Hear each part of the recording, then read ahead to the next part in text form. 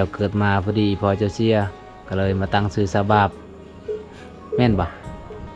ตอนนี้นะ FC ฝากให้คอยมาถามว่าเขาดองจากล้านจะเสีย15 ล้านอ๋อถึกเท่เนาะ 15 ล้านแล้วมือบ้านพัวเลย15 ล้านกีบนี่ใจายสดติดหนี้บ่ได้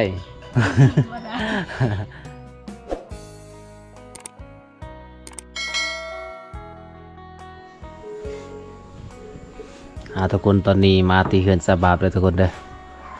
แล้วก็มาพอก็จะกำลังสีนึ่งเข่าทุกคนเลยเอาแล้วแม่ขย้อนแม่เข่านะจีนใช่ป่ะฮะจีนชื่อนี่จีนชื่อคือสุกแล้วเด้อทุกคนเด้อ โดยเย็นเท่าป่ะอันนั้นโดยเย็นป่ะนะป่ะอุ่นเขาเย็นพร้อมกระโซไว้แนวกระโตยแล้วกระโตย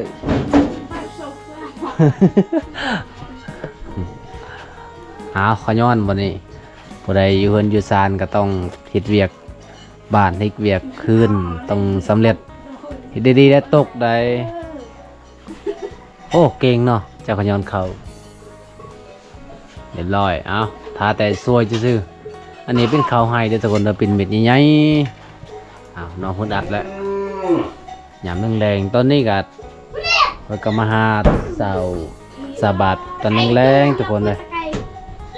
ไปไล่มวยอีกตอนนี้สาบาบเป็นผู้สวยเนาะสาบาบเนาะเขายังนี่สาบาบ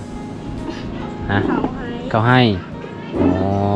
ข้าวเจ้านี่คือข้าวแบบไตปีกายเนี่ยบ่คือว่าเป็นสีจะเป็นสีแดงๆเหลืองๆลายเนาะตอนแรงเนาะ กินนี่บ่อิ่มบ่คันมาเดียวเนาะแม่นบ่ผู้ใดจะเอากินนี่ล้านมื้อนี้บ่ได้ไปไสบ่เจ้านะบ่ได้ไปไสข้อยคิดว่าเจ้าไปให้แล้วข้อยก็เลยบ่ได้มาตอนเว้นนี่แม่จะไปไสตอนนี้นะไปให้ให้ใส่อยู่ผู้บ่ทุกคนเลยน้องอยู่เฮือนอยู่ซานนี่ก็คือน้องแบบเฮ็ดเวียกเห็นเวียกสารเด้อทุกคนถ้าออกให้ก็คือเอาไปเสียหญ้าเลยเนาะแม่นบ่อีเมจะเอาไปเสียหญ้าบ่ดนแล้วบ่ได้ทายน้องทุกคนเลยเพราะว่าค่อยก็ขาเวียกหลายก็เลยบ่มีเวลาไปหาเลาะถ่ายคลิปเป็นเดือนนู่นแต่ตอนนี้ก็กลับมาถ่ายคลิปคือเก่ากินได้บ่สมมุติว่าเฮาซวยข้าวตอนนี้กินได้บ่กินได้บ่บ่ได้คล่ำบ่คิดว่าผู้ใดกินข้าวตอนกำลังซวยนี่บ่ได้ผัว กินได้บ่ได้เนาะงูเจ้าไปใช้ตอนนี้สาโสด FC ละถามอยู่เฮือนเฮือนที่เขาเจ้าซีเขาเนี่ยเป็นเฮือนสาโสดเนาะเฮือนสาโสดก็คือทางหลังนะเด้อทุกคนเด้อแต่ว่าค่อยก็บ่ได้ถ่ายน้องมีแต่เวลาน้องมาหาเสาสบาบก็ได้ถ่ายอยู่ตอนแรกนี้ต้องได้มาหลายแต่จะคนในบ้านในเฮือนเจ้าคือมันหลายแท้ฮะ10 คนสมบูรณ์แล้วจึงมาเขาหลายๆนึ่งเขาหลายๆตอนแรงๆเมื่อกี้นี้เป็นลานของสบาบได้ผู้ขยอนเขา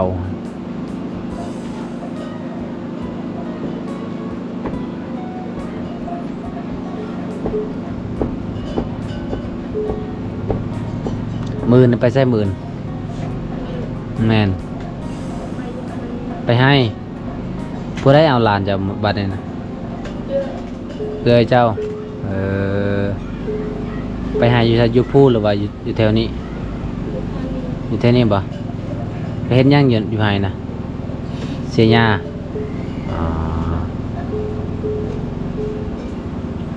น้องกาสิเมื่อบ่แม่นสิเมื่อสิไปเสียหญ้ามื้ออื่นเด้อทุกคนเด้อ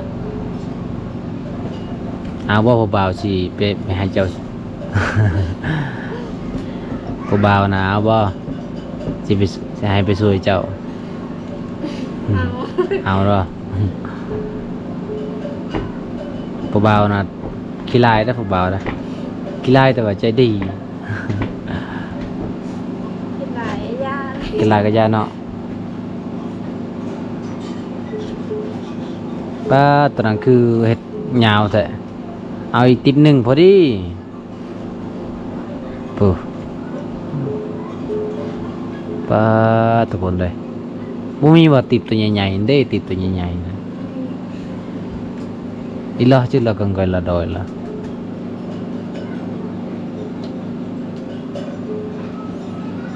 เอาสำเร็จตอนนี้เวียกของสาวบาปเด้อทุกคนเด้อมาถือใดกับน้องเฮ็ดเวียกตลอดทุกคนเป็นคนขยันมาเจ้านี่ก็จะได้ข้าวแล้วจะกินข้าวแล้วตั้งซื้ออยู่บ่ให้มา แน่เมื่อจอน ตั้งซื้ออยู่บ่ให้มันนะ นี่ทุกคนอัปลุเสือปลุแล้วเนาะเวียกจะเนาะบ่ได้ให้กินบ่บ่ได้ให้กินบ่ตอนแรกนี่บ่ได้ให้กินซะ เลย อ๋อเจ้าตอนนี้ไปหากินไปหาหน่อไม้บ่ไปหาปลาของสบาบนี่ไปหาปลาเด้อทุกคนเด้อไปตึกปลาเนาะฝนตกแห้งมื้อนี้ทุกคนเลยค่อยก็เลยแบบไปหาทายน้องกับทายตอนแรงๆเงาตอนเช้านี่มันก็โอ้ยไปบ่ได้เลยฝนตกแต่สบาบก็อยู่เฮือนบ่ฮู้ว่าสบาบอยู่เฮือน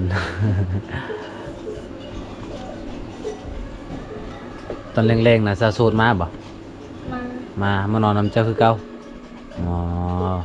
ตอนนี้เจ้าก็นอนอยู่เฮือนเจ้าเองกลางคืนน่ะมีบ่ภูมิมัสยิด มี บ่มีเป็นหยังคือว่าบ่มีฝนตกบ่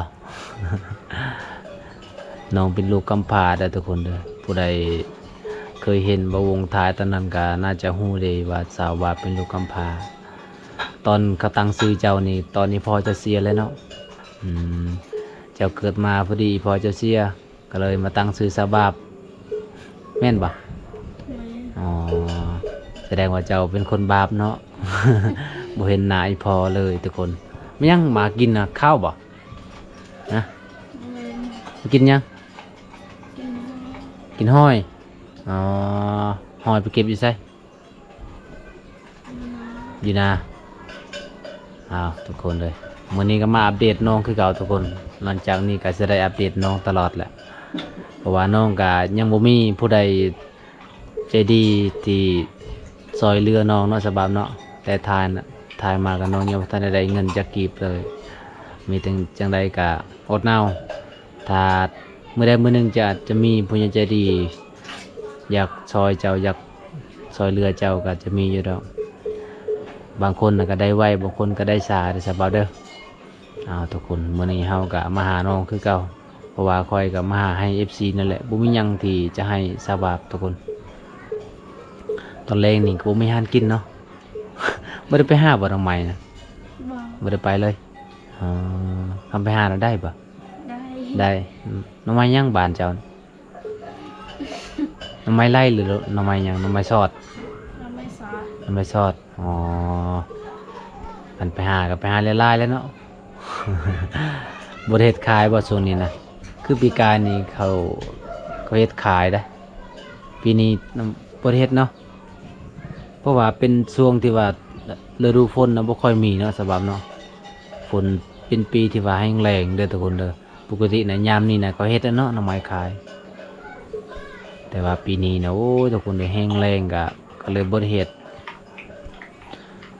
สาวโสดนะจักโมงมานอนนำเจ้า6 โมงอ๋อแม่นเรามีผู้บ่าวแล้วบ่ บ่มี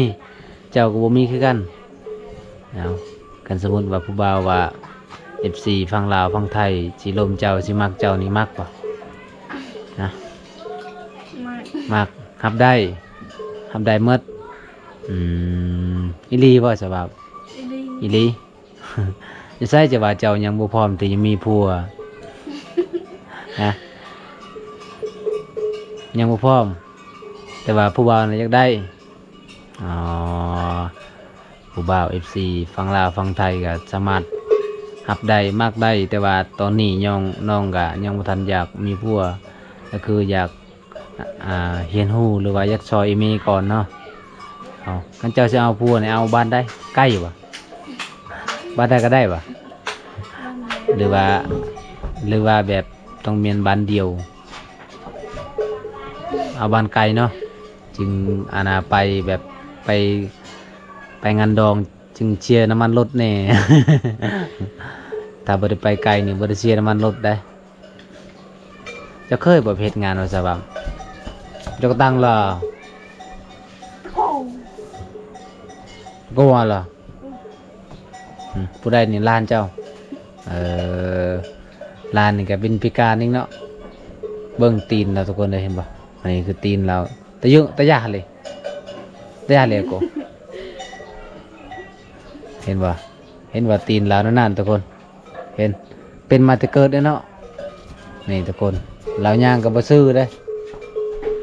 เป็นมาแต่เกิดเลยลานสบาบเนี่ยโอ้ยแต่เกิดมาก็เป็นอันนี้เนาะตีนเราเนาะย่างกับบ่ค่อยได้ซื้อได้ทุกคนเลย คิดว่า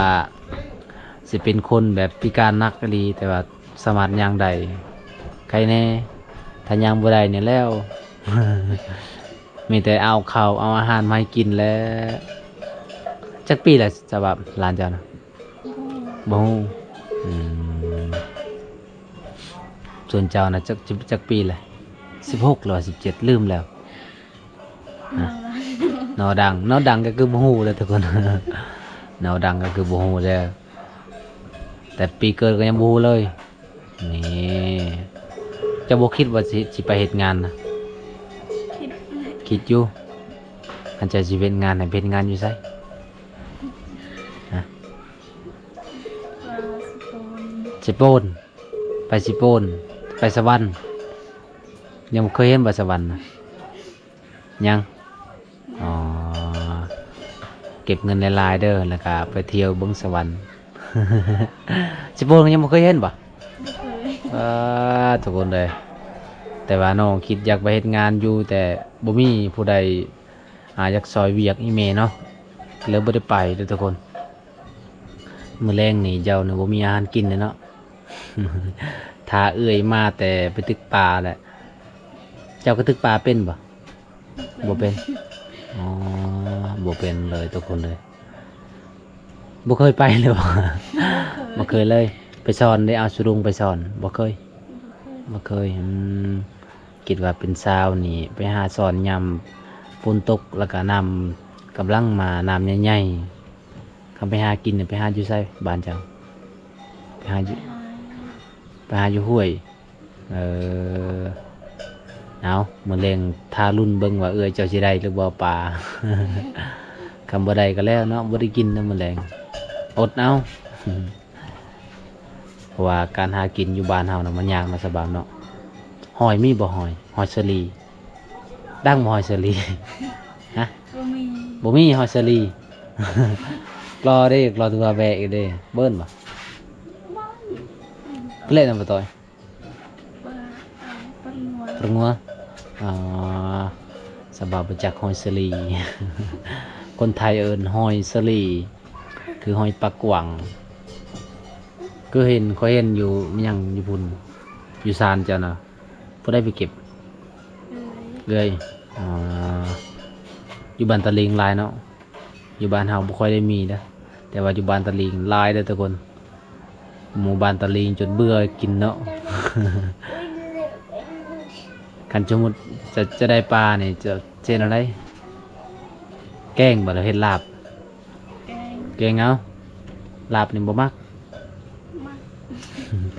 เฮ็ดเป็นอยู่บ่บ่เป็นส่วนหลายผู้หญิงจะบ่ค่อยเฮ็ดเป็นเนาะส่วนหลายมีแต่ผู้ชายเด้อทุกคนแถวบ้านเฮาแต่ว่าแถวในเมืองมีแต่ผู้หญิงแหละเฮ็ดกินผู้ชายจะบ่ค่อยเฮ็ดกินนะยังบ่ได้อาบน้ำบ่เจ้านะยัง สัมพอแล้วยังบ่ได้แต่งโตวแล้วก็แล้วประเด็นอยู่กับโทรศัพท์นะ ไปอยู่ ไป บ่ไปฝนตกบ่ฝนตกเรือนอะไรบ่มีเน็ต คนตกกับมี อ๋อทางฝนตกแน่แล้วก็บ่มีเน็ตอื